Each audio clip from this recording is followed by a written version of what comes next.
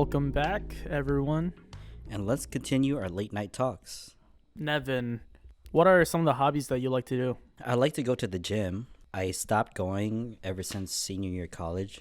So now I'm going back because I really want to improve on my body. I don't want to have a beer belly anymore. I want my six-pack back, like the high school days. You remember? Yeah, I remember. You were Yeah. flexing that all the time to every girl that you were interested in. Oh, yeah, sure. You were like, hey, touch my abs. Yeah. Yeah, I just want to be fit again because it's been a while since I've been to the gym. In the summer, I tried to go back, but then I was so busy.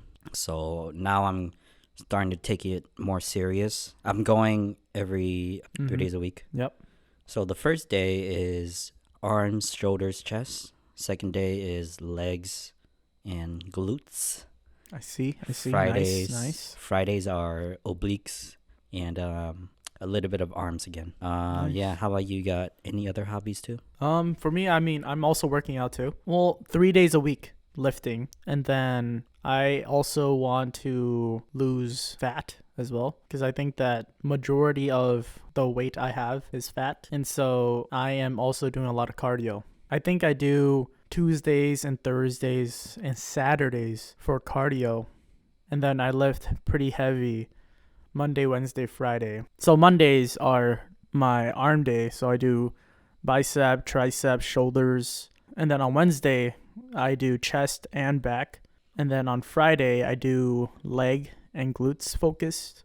For my cardio, I walk on an incline of 12 at a speed of 4 or 3 for around 45 minutes. Or else I feel that some days I'm not really feeling, going and walking on a treadmill for that long. So I split it from 20 minutes of doing the treadmill, and then I do the rowing machine for like the extra 30 to 20 minutes. Every time I go work out, I run at least a mile after all my workouts too.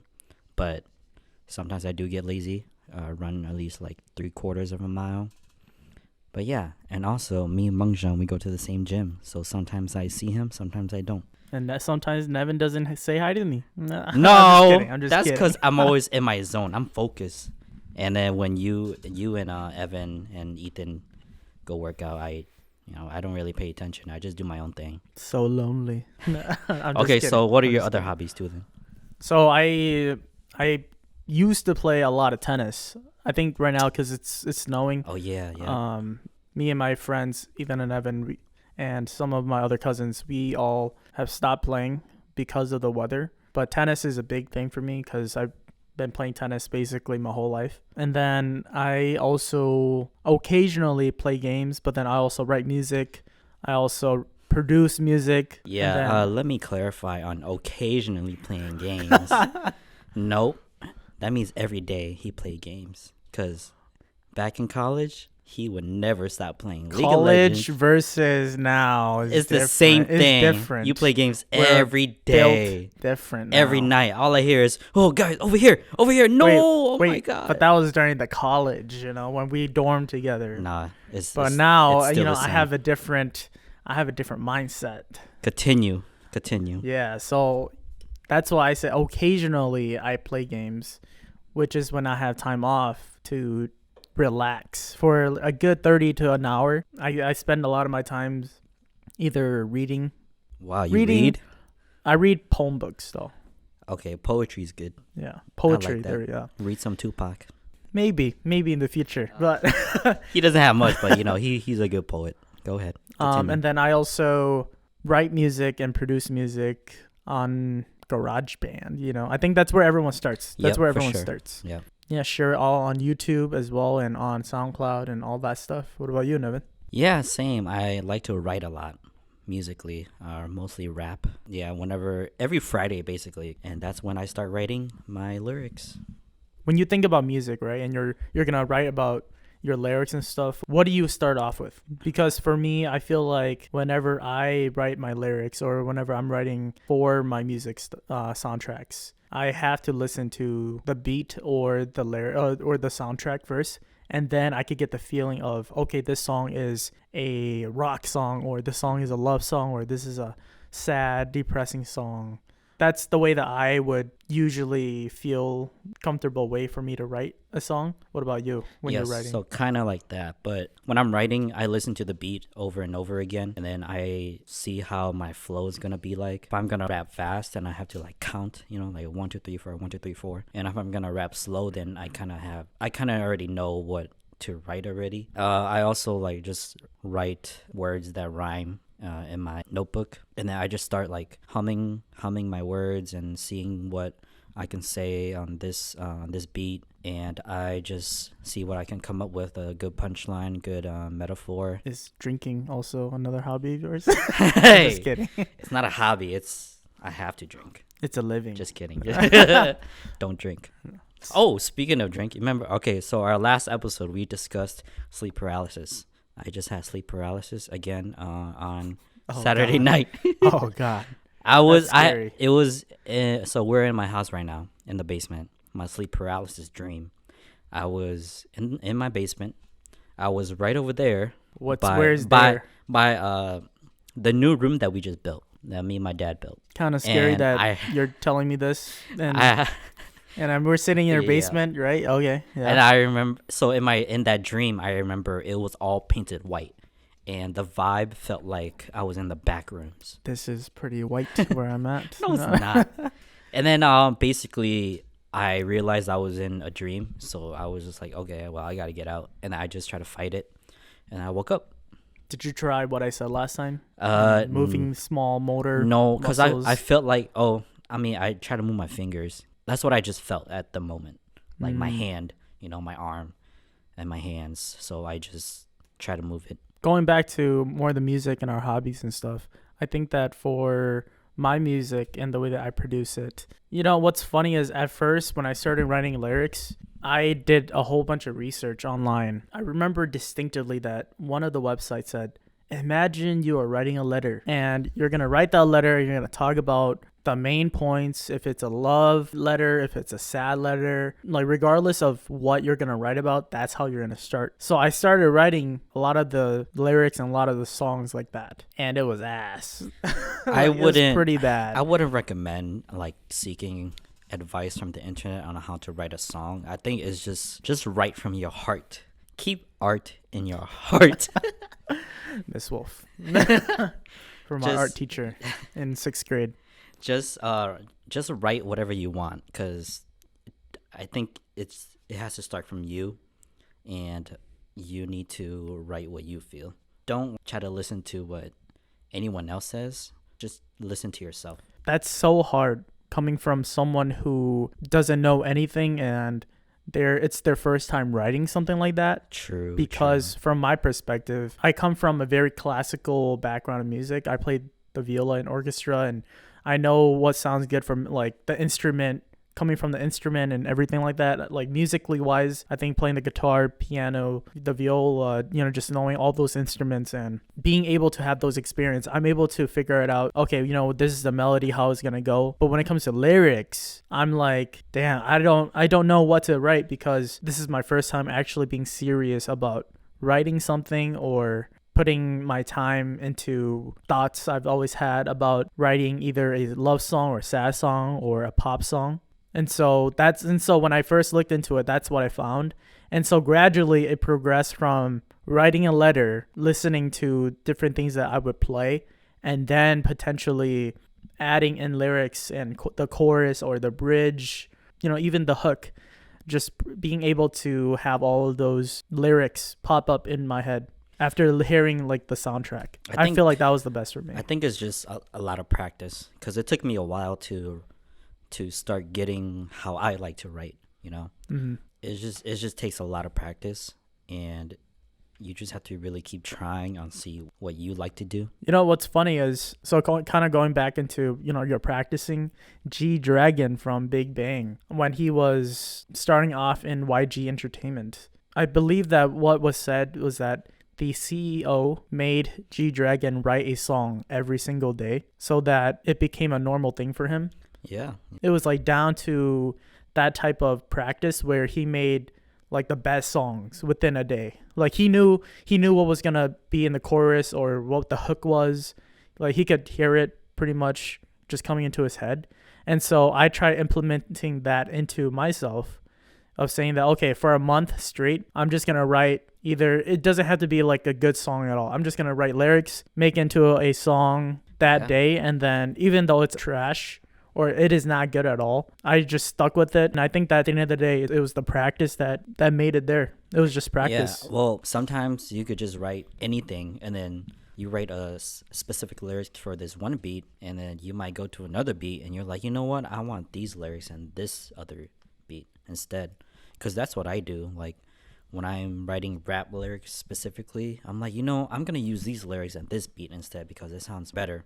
Basically, sometimes when I'm feeling like a different type of beat, like a EDM, hyperbop type of beat or a metal song, then I'll change, or I'll take some old lyrics, maybe from my rap lyrics. You don't have to go from point A to point B. It could be from point A to point Z to back to point B.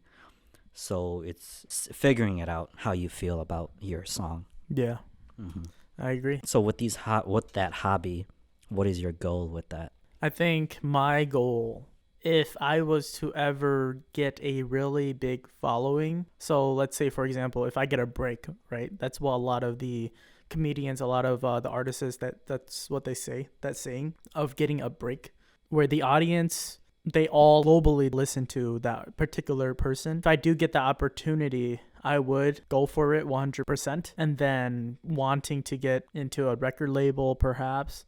I think that's overall the goal of mine with music, because music is a way to express yourself. And it's a way for you to share what you're thinking of, what you want people to feel about your music. That's basically what, everyone wants to hear from you, from your music, or why you wrote this song. What about you, Nevin? Well, for my goal, I think I don't really see it as a career thing. I see it as more like just a side thing. And, a goal for that is to at least perform it once. It could be rapping, singing it, or just DJing. Because I do also DJ on the side, but I haven't been really practicing much. I've been mostly writing.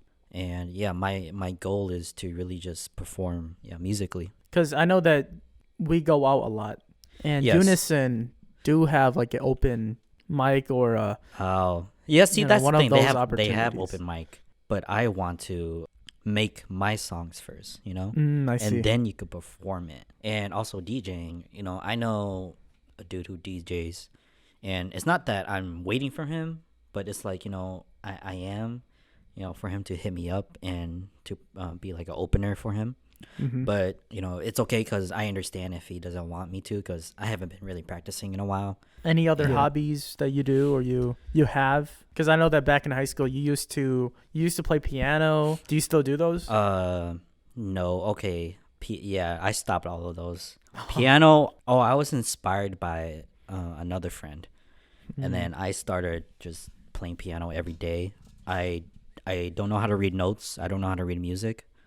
So I just, copy everything from YouTube, and sometimes I will play by ear. Yep. Oh, nice. Yep. It's really hard to do sometimes. Really? If you don't know the notes, or if you don't have good listening ears. I don't know. I just listen to the song or the beat, and then I'm like, I think the note should be this one, and I just play it, and I will record myself and upload it on Facebook. We'll have to dig for those. Yeah. If they can find it, I'm pretty sure they can. And yeah, for parkour or tricking. Tricking. That's what it was called. So That's tricking right. is basically martial arts, gymnastics, and breakdancing. But I stopped doing that after high school. Is there a reason why, or you just didn't want to do it anymore, or you fell out of it? Well, I think just not being able to have the resources. Like in college we didn't have a gymnastics room. Yeah, that's if we right. did, I would have right. definitely tried to continue it, but we didn't, and all we had was a weight room and typical sports stuff. So I didn't continue it, and I started working out more. I think for me, some of the hobbies that I don't continue now would have to be playing volleyball. I was into volleyball, I think last year or 2 years ago. I think we have a place in Brooklyn Park where it's called Rallia. It's a gym specifically for volleyball, and it would open from, we would go at 9 p.m. and play all the way until 2 a.m. because it was a lot of inspiration from Haikyuu, the anime. Yeah. Have you heard about it? You've seen it a little bit, I've seen right? a little bit, and I know of the anime. I do, guys. I do not watch anime. The only animes I've seen was Naruto, Naruto Shippuden, and Death Note. And That's it. adult version. No, I'm just I kidding. don't even. But okay, for Naruto Shippuden, I stopped watching. It was an episode when Kakashi, Naruto, and Guy Sensei and Rock Lee, they were on a pirate ship. I think that was the episode. It's been a while, but You know what we call those? what? Filler Yes. episodes. That's when I stopped. I was like so bored. I was like, just get to the war. But So keeping that in mind, what is your favorite genre of movies or TV shows? I like anything really. I mean, if it's really entertaining, I'll watch it. But my favorite right now, it's mostly Marvel movies. Back then it was really good, but now it's kind of dying. And for TV shows, I really like action mostly. Would you be okay with those drama shows? K-drama? No, not K dramas. Like just those very old soap opera drama Nope, shows. I do not watch those. I don't really. My favorite TV show, I think you know, is How I Met Your Mother. Yep. Yeah. Yep. Me too. Yeah, It And- was a great show. it's so offensive. If you I watch, think nowadays it will be if it'll you get watch canceled. it right now, canceled ASAP because Barney is crazy. Yeah. Anyways, Neil Patrick Harris. SpongeBob, I can watch SpongeBob all day, bro. Season 1 to season like I don't know 6 or 7. Oh, nice. Because the new nice. SpongeBob is not that. I mean, I'll watch it. It's just not really how it felt like back then. So, what's your favorite genres for movies? I think movies specifically, it would have to be, so going from action films, and then it could be to romantic, and then it could be even horror or suspense, or it could even be, I guess, like in the anime genre terms, slice of life, where it takes like a 180 turn of the story pretty much. And then for TV shows, it would have to be rom-com. I would say it has to be How I Met Your Mother too. Would you count How I Met Your Mother a rom-com? Yeah, I think Okay. that's a rom-com for sure. Okay, yeah. A So TV show, yeah. yeah, that would be my first choice for it. I don't think anything could beat How I Met Your Mother. I think the new How I Met Your Mother or How I Met How I Your Met Father. Did you watch it? You watched it? I watched episode 1. Uh-huh. And it was okay. It was It's okay. I mean, I stopped watching after like episode 5, I think. So, like they're trying to revive something that is not there anymore. I think if you're a hardcore fan of How I Met Your Mother, I think you'll probably kind of like How I Met Your Father, but Well, it's because they bring a lot of the old stuff. They have to bring Yeah, the yeah. old like Easter eggs. yeah, like they brought Barney in for an episode. Oh yeah, I remember that, but it was short. Yeah, but they had to Yeah, they had bring to. Oh, and they brought Robin back too. But see, they had to bring people from the old cast Yeah. in order to like keep the spark going. Yeah. So that's why I kind of don't really watch it. It's because it's not anything new anymore. And then I think another TV show that I really enjoy is The Simpsons. Oh yeah. Yeah, Mhm. especially the horror episodes they have during Halloween. Yeah, that's like usually my favorite. For me, watching movies nowadays, I think it's so hard for me to watch because I'm so like analytical. I analyze every single shot, and if I'm watching an action movie, I analyze every single move. That it's like if something is off, then it's like I don't want to watch this no more because this fighting scene is not good.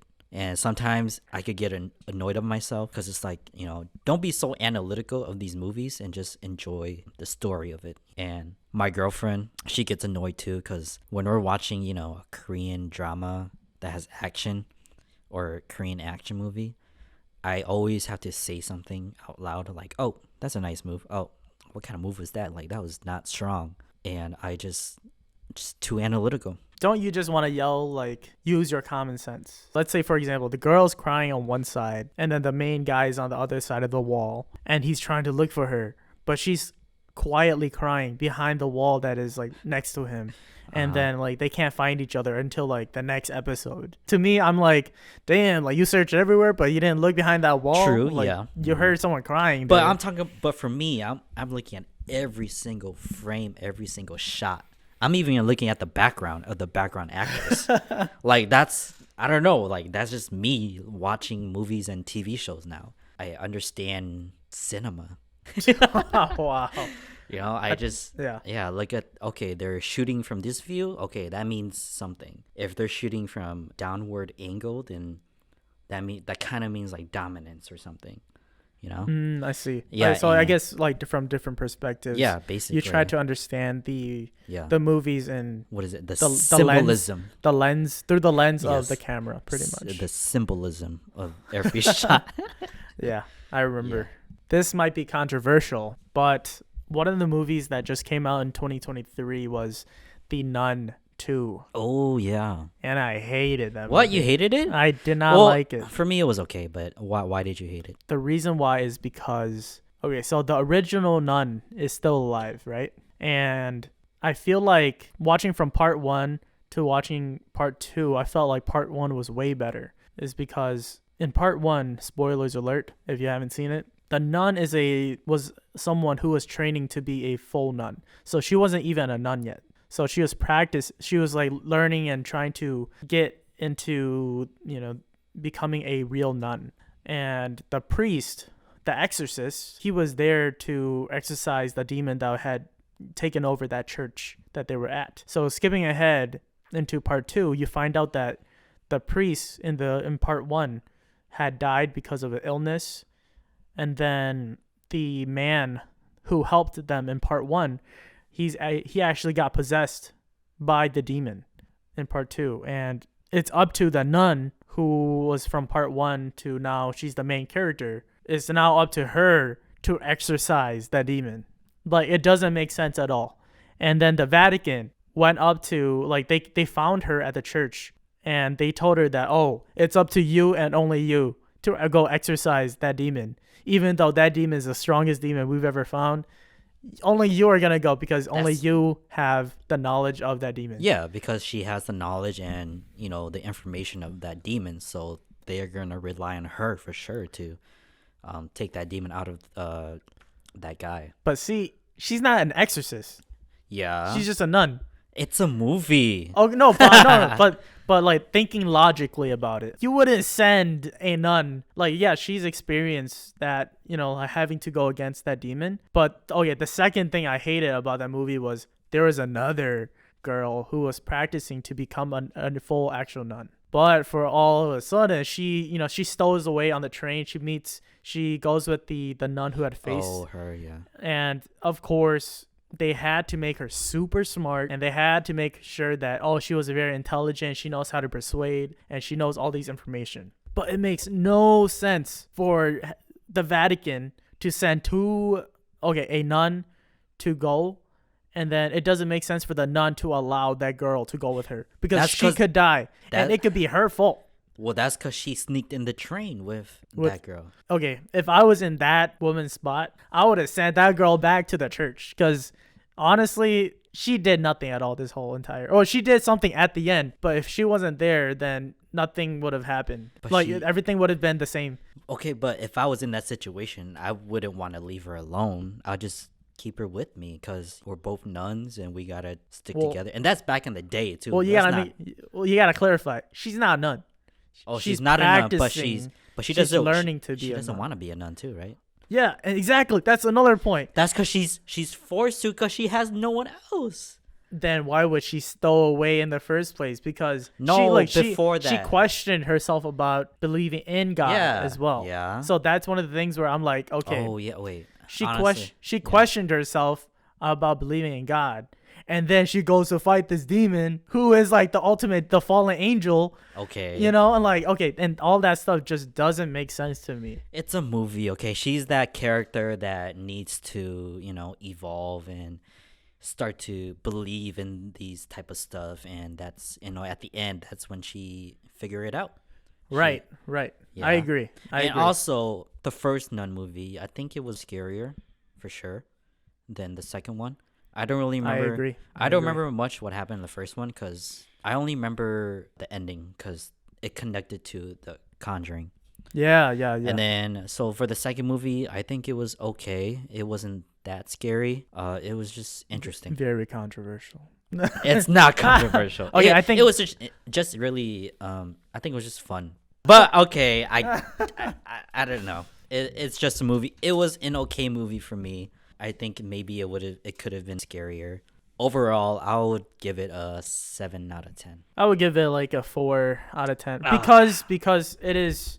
I don't think that it was as realistic as it was.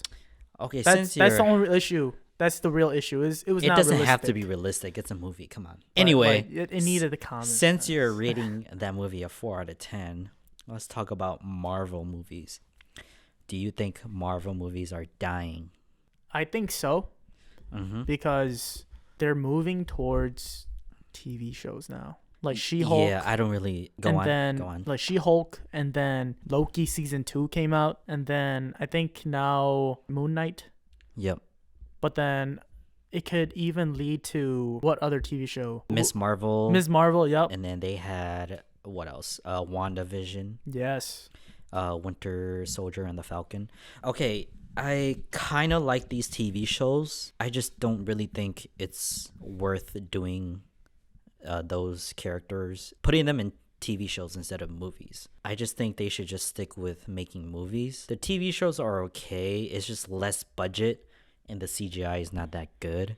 And I just think Marvel movies in general should just stick with movies. If they're going to do a TV show, they need to go all out. For example, when Netflix made Daredevil and Punisher, those were the best Marvel shows ever because it was gritty, violent. And for Luke Cage and Jessica Jones, they were good too. I like them. But Daredevil and Punisher were the best Marvel shows ever. And because, Punisher is also one of my favorite Marvel characters. And they did a good job on that show. People who watched Marvel movies when they first started making, like Iron Man, I feel like we've grown up with it. And I think that we're a little bit older now, and we want the realness and We want rated R. we want rated R. We want the grittiness. We want the violence. You want to see just more deep connection with these characters. We just don't want to see, oh, he's a hero, he could do this. We want to see more character development. And these characters already have common sense. Like Tony Stark is being smart Yes. and yes. stuff, compared to like, the nun who Oh my gosh. doesn't know how to exorcise demons, but they're providing her to like information to go kill a demon. Oh my But- gosh. But I do think that Marvel movies in general are not as watched compared to back in, I think, 2013 or 11 when Tony Stark, or when 2008. 2008, yeah, 2000 when yeah, when around Iron Man first came out. I didn't even realize it came out that year because we were 8 years old. Yeah. But you know what's funny? I saw an interview for Robert Downey Jr. He was getting interviewed for his latest movie, Oppenheimer. Yeah. He was talking to the interviewer about all his different films that he's done. And he talked about, this will be great. Like, they're talking about the Iron Man movie to him. And he, he's talking there too. He's saying that, like, Iron Man movie is such a great movie right now for, like, these next couple of days. But The Dark Knight or Batman Begins is being released, like, next month. So enjoy this month or enjoy this week until Batman comes out by Christian Bale and Christopher Nolan. Christopher Nolan, yeah. But yeah, overall, I just think nowadays it's hard for celebrities to switch to a different character, because we see them as that specific character in that specific movie. Mm-hmm. And if they want to change up, they have to really, really do a good job. Yeah, I agree. So thinking about how these different celebrities are having different careers and different fields, if the parallel universe is real and true, what do you think your parallel self is doing right now? Do you think they would have like the same driven motivation like you right now, or the same type of mindset, or do you think they have like a 180 turn of doing the opposite and doing something different? If there is a possibility of these infinite parallel universes, I would think that myself will be doing some similar thing or a completely different thing, because the option is so huge. And a different universe, I think I would probably be doing the same thing, maybe just a little bit different things. Maybe my character, maybe having a different job, a different school, but there's infinite possibilities of everything. And maybe I could be a singer. I could be a guitar player. Could have been dancing. Oh God, Like continuing not that your one. dancing career. See, when I think of parallel universes, my mind just goes crazy, just infinite possibilities. But how about you? What do you think you'll be doing? You're gonna have a girlfriend in that one? Hey, I'm gonna be having a girlfriend any timeline, any parallel universes. No, not But this who- one. You don't. But who knows? Who knows? But what I meant is that, the reason why I think about parallel universes, the way that I see it or view it, is that every decision you make, right? For example, on a test, you could write 2 + 2 = 4. You know that right answer is 4. So I'm thinking that, okay, right now I write 4 and that's right. Or another parallel universe of writing 4 or 0. But I chose to write 4 in this one, right? And I'm thinking that, okay, what if in the opposite universe I wrote 0? What would that outcome be? Like, I know I'm gonna get You're a gonna bad. fail on that test. I'm gonna fail, right? But what's Yeah. the outcome in the future, though? Oh yeah. That's what I'm thinking. The long run. Yeah, the long term or the long run of it. And so it could even be like, I chose to continue and graduate high school, but then in the opposite parallel universe, I dropped out. Like it could be that. Right. It could be that too. Like in this universe, I'm standing up right now, and I'm sitting back down. But what if the other universe, I didn't do that? Or they decided to not do this podcast. You damn right. Right. See. And if they're not doing that, then damn, I feel bad for them. But the reason why I had this thinking is because I watched an episode of Rick and Morty. Oh, Rick and Morty's good. Yeah, and I think in their latest season, Morty was given a button where he could reset himself at any point of time in his life, where if he makes a mistake, he clicks the button, and that's like a checkpoint save. So if he fails, he could just click that point, and it restarts him at that checkpoint again. This is an old episode? Or This is in the latest season. Oh, okay. Yeah. And so if he succeeds, okay, of course, he continues to do it. And so he finds out that at the end, Rick told him that all of those mistakes are just different. I believe it's either different timelines or Yep. different parallel universes that has done that mistake or has done that action. So there's like infinite amounts of actions that you could do, and he just chose, and he has that button to reset, and basically he's killed like so many of his timelines or himself in other parallel universes that had gone through those actions. That show is crazy. Well, we hope you made it to the end, unlike fillers or Naruto. Thank you for listening to the Late Night Talks. We hope you have a Good good night.